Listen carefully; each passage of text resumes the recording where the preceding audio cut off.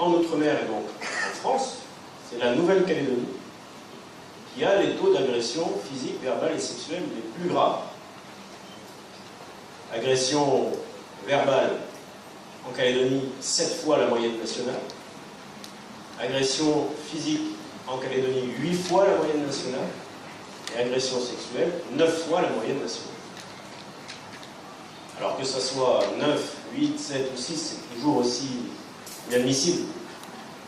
Mais, et là cette fois-ci, j'ai pas été vraiment avec ma casquette député de la nation, j'ai plutôt été député de la Nouvelle-Calédonie parce que c'est quelque chose qui est insupportable et qui doit être compris. C'est-à-dire qu'on doit comprendre quels sont les mécanismes qui font qu'en Calédonie, parce qu'il n'y a aucune raison objective comme ça, pourquoi avons-nous ces taux? Pourquoi avons-nous cette fréquence? Pourquoi avons-nous cette violence?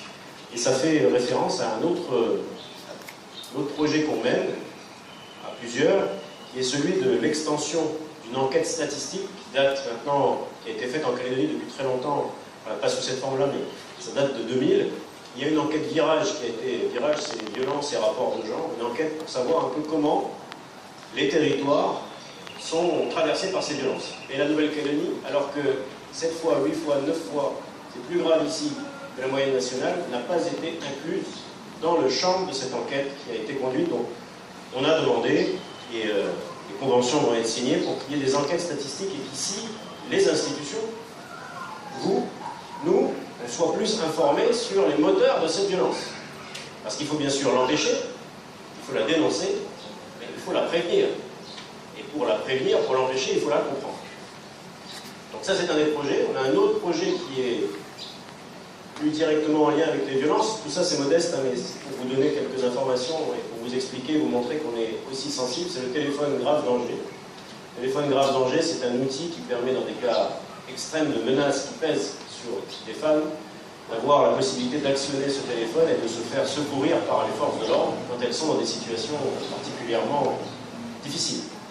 Ce téléphone, ils ne peuvent pas être déployés aujourd'hui en Calédonie parce qu'il manque la géolocalisation. Eh bien, on est en train d'y travailler et j'espère qu'en tout début d'année prochaine, avec les efforts et l'investissement qui sera fait par l'OPT, on pourra déployer, le juge pourra donner ces téléphones aux personnes qui sont les plus exposées. Et puis, on a un autre projet qui est un projet qui existe en métropole dans un hôpital, qui s'appelle le COVA, le Centre d'accueil d'urgence des victimes d'agression, le CHU de Bordeaux. C'est une initiative intéressante parce qu'elle permet de créer un sas intermédiaire, enfin c'est pas le bon terme, hein, pardonnez-moi, mais une option entre les femmes qui ne disent rien, qui subissent, ce que Valentine rappelait, les femmes qui font la démarche de porter plainte. Entre ces deux situations, il y a des situations où, sans aller jusqu'à la plainte, il faut pouvoir donner la possibilité aux femmes victimes de violences d'avoir un sas où elles sont accueillies, où elles sont entendues, où elles peuvent faire d'ailleurs des examens médicaux et même des constats qui pourront être utilisés par la suite. C'est ce centre d'accueil d'urgence, 24 heures sur 24, je ne vais pas l'annoncer par anticipation, mais il y a de bonnes chances aussi de voir le jour au tout début de l'année 2019.